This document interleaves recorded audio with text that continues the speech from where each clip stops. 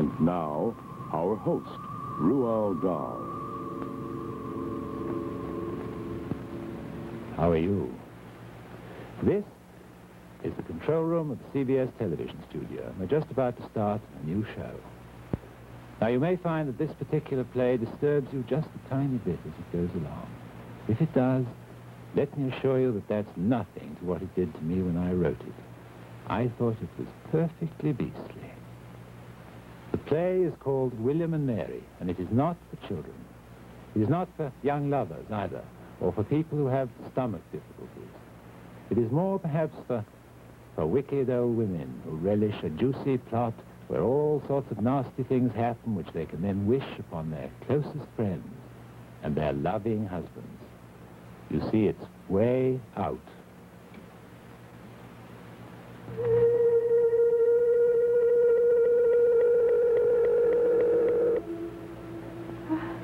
Mrs. Pearl. It's all right, Doctor. Please go on. Well, as you've already seen, Mrs. Pearl, the news is not good. Your husband's condition turned out to be completely inoperable.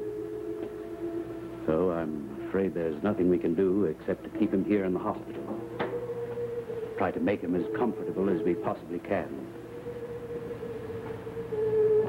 Until the end comes. And that won't be long, I'm afraid. 1, 2 months, perhaps, but no more. Does he know yet? Well, he guessed as soon as he came to. It isn't easy to deceive a mind as brilliant as his. It's impossible. How did he take it? Very well. Very well indeed. He seemed completely resigned.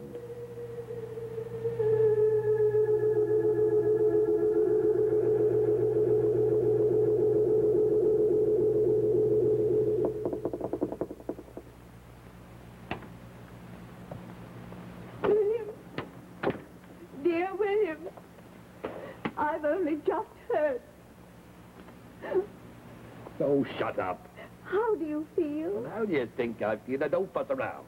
Would you please just go away and leave me alone? Yes, dear, yes. Sit down. No, not there, over there. I'm sorry, dear. Now then.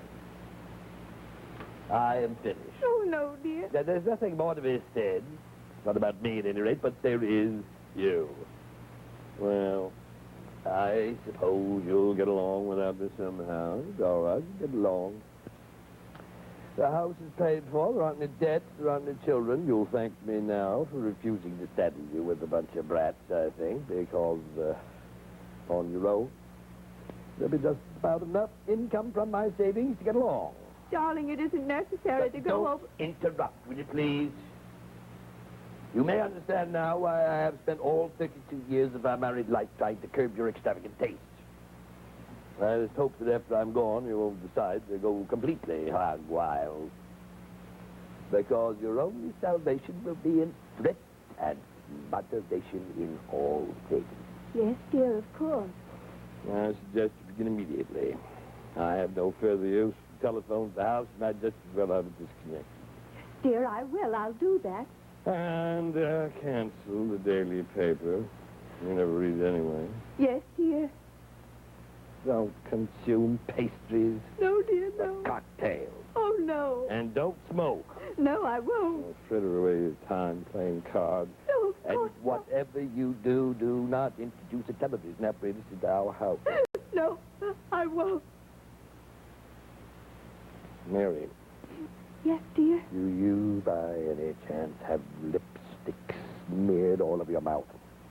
But, dear, I only put the tiniest bit on. Wipe it off. Yes, dear. Well, if you're going to kick your heels up in the air at this stage of the proceedings, I wonder just what you're going to be doing in 2 weeks. But, dear, really, I just... You bring me the book, the Bertrand Russell? Oh, dear, I completely forgot it. I have so many things on my mind. You know what you are. You are the vapid, acidine, fatuous, feeble-minded woman. Yes, dear. Just one thing. Just one thing I asked. Bring me to the hospital and what happened? I forgot. But you didn't forget the lipstick, did you? You didn't forget to smear lipstick all over your mouth. Yes. Professor Pearl, this is Dr. Martin Landy. Doctor Who? Landy, Landy. Perhaps I should explain that I'm the senior neurosurgeon here at the hospital. Well, what do you want? I'd like to come up and see you for a few minutes, if I may. What for? I can explain that when I see you, Professor. It's a very important matter. Well, my wife is with me at the moment. For how long will she be there? She's leaving right away. Good, I'll be there immediately. I wonder what he wants. Who, dear? Dr. Landy. One of your doctors? Martin Landy? Certainly not. He's a neurosurgeon. Neurosurgeon. A brain surgeon, woman. A brain surgeon. A very prominent brain surgeon, if my memory serves me. There's nothing wrong with your brain, dear. Quite right. Then what does he want? Bad news travels fast around here. He probably smells death.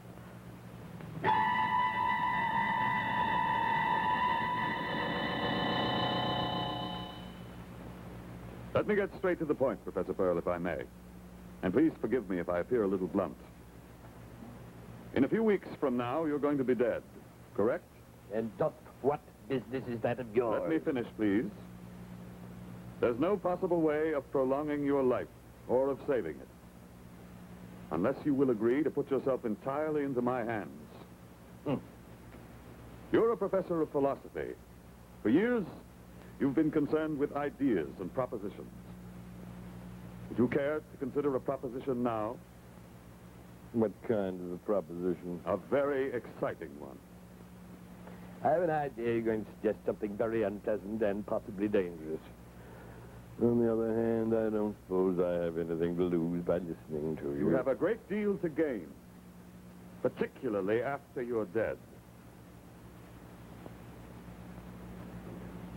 This is a thing, Professor, that I've been working on quietly for some years. One or two others at the hospital here have been helping me, and we've completed a number of successful trials with laboratory animals. I'm at the stage now where I'm ready to have a go with a man. It's a big idea, and it may sound a bit far-fetched at first, but I know for certain that it can be made to work. What is it? Put in its very simplest terms, it's this. To keep a human brain alive and healthy after the human himself is dead. To keep it functioning perfectly in every way, thinking, remembering, reasoning, just as your brain is functioning at this moment. This is not a stunt. I'm not trying to perform a sensational experiment for my own amusement. Far from it. I'm concerned simply with saving and prolonging life. And the brain is life. The body isn't life. The body can't exist for 1 second without the brain. But the brain, in certain circumstances, can exist without the body. Now, consider for a moment your own brain, Professor. It's in perfect shape. It's crammed full of a lifetime of learning. It's just beginning to give out some first-rate, original ideas. Yet in a few weeks, it's going to be allowed to die, simply because your hopelessly inefficient body is going to stop functioning. The thing is preposterous. It's a tragedy. It couldn't be tolerated. A surgeon will always amputate a diseased limb, won't it, to save a body?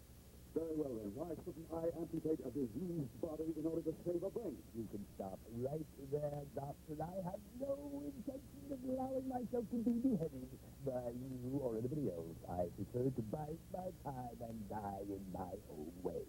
But you will. I wouldn't dream of stopping you until after you were dead. How could I? That would be murder. The whole thing sounds repulsive and utterly impracticable. But it isn't. That's the extraordinary part of it. Look here. No, Mr. I should be saving myself for next day. Let me explain something about the brain. Can I do that? When I speak of the brain, I mean, of course, those three outer casings that surround it. The dura, the arachnoid, and the pia, or the pia mater. I know that. Of course you do. Now, provided these three casings are left intact, the brain becomes a peculiarly self-supporting object. In fact, there is only one vital substance that it requires from the rest of the body in order to stay alive, and that is blood. Blood, as you know, is normally pumped up from the heart to the brain via the four main carotid arteries, two on each side, and returns to the heart via the jugular vein. One on each side. Yes. Well, we have right here in this building a machine that can pump blood to the brain just as efficiently as any heart. That's the correct temperature and pressure, the proper amount of oxygenation, everything. So there is no problem with blood, none whatsoever. How comforting. And if you're wondering about the cerebrospinal fluid, there's certainly no problem there either, because the brain manufactures that in its own ventricle. Doctor, would you kindly spare me the lecture? There you are, Professor. As long as we have the heart machine to keep the blood supply going, then the brain has no need whatsoever to be attached to the rest of the body. And if that body happens to be no good anymore, as yours is, then throw it away. Throw away your skull as well. I don't want your skull. The only thing I want is that clean, beautiful, healthy brain with all its vital powers of thought and memory still functioning perfectly. I can save your brain, Professor, if you let me, and I can keep it alive for years and years to come. And leave me deaf, dumb, and blind as a bat. I can think of nothing more ridiculous. I am going to leave you an eye. Yes, certainly. You see, the optic nerve is not really a nerve at all. It's part of the brain. A slim 2-inch long extension of the brain itself, leading to the eye. I know that. As a matter of fact, I've already constructed a small plastic case to contain the eyeball instead of your socket. And when the brain is in the basin... What? Well, we have to keep it somewhere. It has to be submerged in liquid, in Ringer's solution. I refuse to live in a basin. Oh, don't worry about it, Professor. This one will have every modern convenience. Now, when the brain is in the basin, the eyeball, in its case, will float on the surface of the liquid.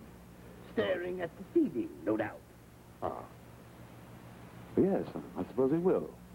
I'm afraid there wouldn't be any muscles there to move it around, but, it might be sort of fun to lie there, so quietly, comfortably, peering around at the world in your own little basin. Yes. Might be sort of fun. Hilarious. What about an ear? No ear. No, that wouldn't be possible. No, that wouldn't be possible. No ear, no mouth, no means of communication. No, thank you, Doctor. Not so fast, Professor. It might surprise you to learn that you would, within certain narrow limits, be able to communicate with us quite intelligibly. How? By means of a highly sensitive oscillating electroencephalograph. They've been getting some extraordinary results on that. I don't believe it. Oh, just wait till I show you. Tomorrow I'll show you. No smoking! I have never forbidden smoking in my presence. I certainly don't intend to begin now. I'm sorry, excuse me. Now you listen to me. Yes. Do you seriously believe that when my brain is in that basin, it'll be able to function exactly as it does now? I don't see why not. It's the same brain. It's alive. It's completely undamaged. In fact, because we won't have disturbed the 3 outer casings, it's completely untouched. The big difference, of course, would be that we would have severed all the nerves leading into it. And that means that your thinking would no longer be influenced by your senses. You'd be living in an extraordinarily pure and detached world. Nothing to irritate you anymore. No pains or hunger or thirst or fear. Not even any desires. Just your memories and your thoughts. It will be a tremendous experience, particularly for a professor of philosophy. Try to imagine, if you can, the degree of concentration you'd be able to achieve. Doctor, Yes, what? I might let you do this thing to me. I knew you would. You knew, did you? You certainly didn't know why. No. Why? To irritate my wife. My wife is longing for me to die.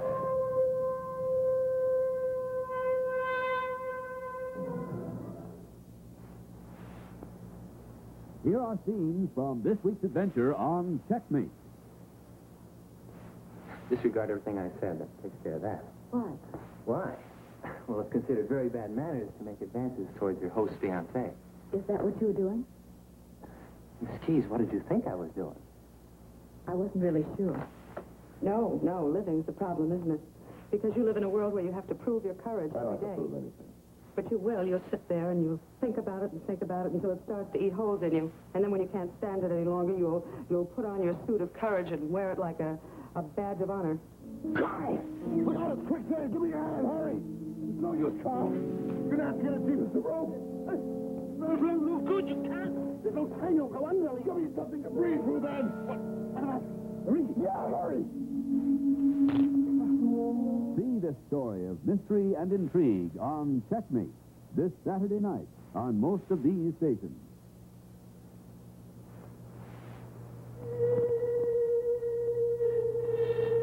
"31 days later, Professor Pearl died. At least his body died. But my staff and I were standing by with the heart machine at the time.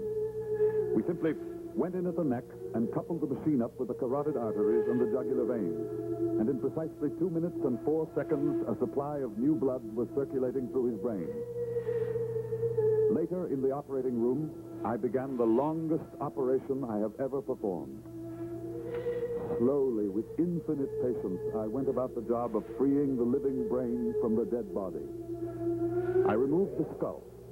I cut and tied up innumerable small blood vessels. I cut all the nerves. And towards the end, I severed the spinal column and sewed up the opening in the dura. The whole procedure took me 21 hours and 40 minutes. Mrs. Pearl had, of course, been told about our plans beforehand. 2 days later, I telephoned her at home.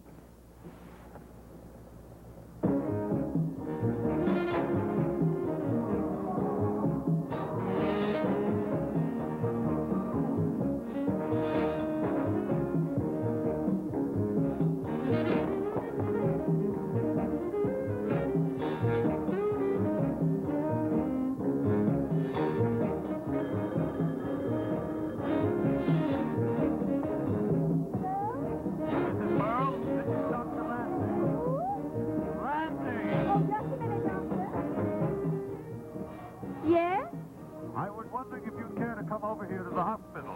Oh, what happened? How did it go? Very successfully. It did. I'll be right over, Doctor.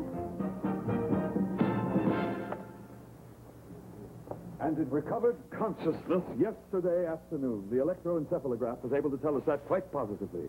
It was very exciting. You say the eye is seeing. Absolutely. We gave it the newspaper this morning. Which newspaper?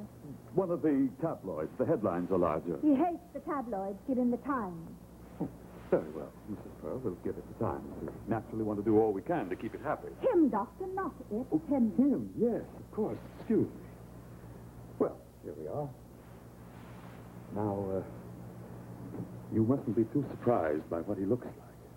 No, Doctor, I won't. Well, it's bound to be a bit of a shock at first. I'm afraid he's not very prepossessing in his present state. I didn't marry him for his looks, Doctor.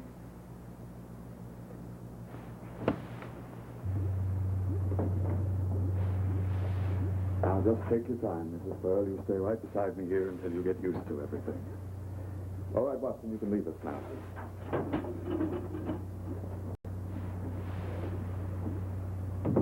Now, he's in there. But he won't know you're in the room until you put your head directly over the eye. The eye is always open, but he can't move it, so the field of vision is somewhat limited. And, of course, he can't hear us, so we can talk all we want to. Are you feeling all right, Mrs. Pearl? Yes, thank you, Doctor. Good. Well, let's go closer, shall we? It's all right. He can't see you over here.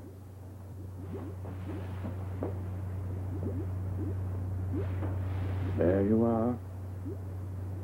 That is Professor Pearl. Are you sure he's conscious? Look at the encephalogram. So what? The oscilloscope. It's giving an absolutely normal reading. Normal reading of what? Oh, of the electrical activity in your husband's brain, Mrs. Pearl. You see, a living brain is constantly throwing off electrical waves. Yes? Yes. Well, they're rather like, radio waves. And this machine simply records them. Yes? Yes. Now, you see these 6 electrodes attached directly to the brain. They carry the electrical impulses back to the encephalogram. Oh, I see. And that little squiggly line is actually telling us what William is thinking about at this very moment. Well, not quite, but it does record what he's feeling. It records pleasure, for example, very clearly. When he's pleased about something, the line looks like this.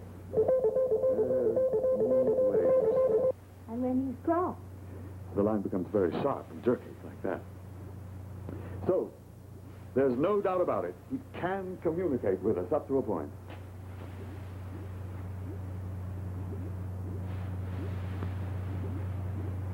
Hi, Professor Pearl. You see? He's pleased to see you. Oh, it's very intriguing. Yes, it certainly is. I have a surprise for you, Professor. Now, Pearl.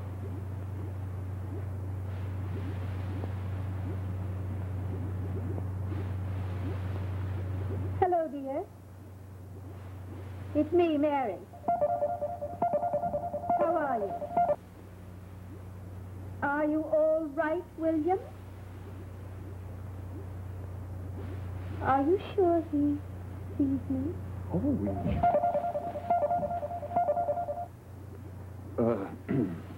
Positive. He seems so quiet. Well, naturally, he's quiet. Not like him at all. Perhaps he's wondering what happened. No. He knows exactly where he is and why he's in there. You mean he knows he's in this tank? Yes. Yes, of course. Isn't that wonderful? Seems so quiet and helpless, lying there. Just like a little baby. He's just like a little baby. There, my darling. From now on, Mary's going to look after you. And you've nothing to worry about in the whole wide world. When can I take him back? I beg your pardon? I say, when can I take him back? Back to my own house. You're joking. Why should I joke? Oh, well, he can't possibly be moved, Mrs. Pearl. I don't see why not. Oh, but this is an experiment, Mrs. Pearl. But he's my husband, Dr. Landy. Well... He is my husband. That's rather a tricky point. You're a widow now, Mrs. Pearl. I'm not sure that I am. Oh, yes. Yeah, I think you must resign yourself to that. No. I want him back. I think we'd better go now, Mrs. Pearl. Yes, all right. We can discuss it later. I just want to say goodbye to you. Mary's leaving now, darling. What's wrong? Why are you so cross? Oh, is it my little cigarette that's annoying you? Is that the trouble? I expect it is. But it's no good being cross, my pet. Not anymore. Because from now on, you're going to do just exactly as Mary tells you.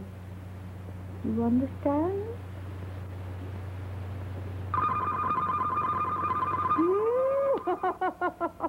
You're a naughty boy. You mustn't be a naughty boy. Naughty boys are very liable to be quite severely punished nowadays.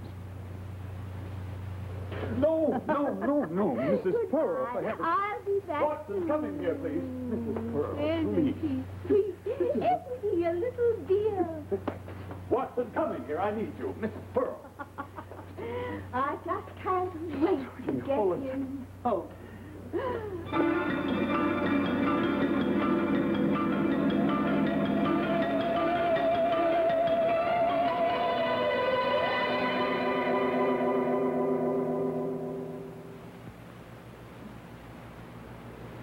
I wonder if we ought to put a goldfish in that tank with Professor Pearl to keep him company. Anyway, I believe that the kind of therapy you've just witnessed will one day be available to all of us. Then we can have wives and husbands living snugly together side by side in the same basin, maybe for hundreds of years at a stretch. Won't that be nice? And she'll be able to keep her eye upon him every moment of the day and night. If you're interested, why don't you consult your doctor?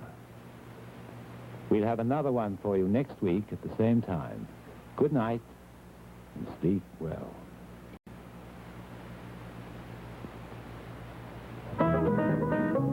L&M has had a sweepstakes, it's kept us on the run. We got 12 million entries and we thank you everyone. You soon will know the winners. Could be you or you or you. We hope you all had lots of fun and smoking pleasure too. The missing word you sent in, of course it was unlocked. L&M has found the secret that unlocks the flavor. L&M unlocks a new world of fresh smoking pleasure. Does away with dry out taste for good. Each time you smoke an L&M, the day seems brighter once again. Fresher tasting through and through. So don't be bashful, don't be shy, don't let enjoyment pass you by. Here's a tip we have for you. The miracle tip! L&M unlocks a new world of fresh smoking pleasure in a filter cigarette.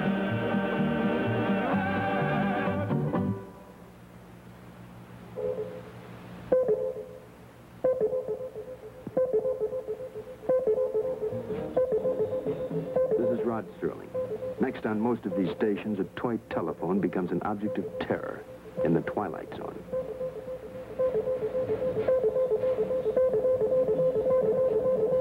Makeup created by Dick Smith. Hairstyles by Ernest Adler.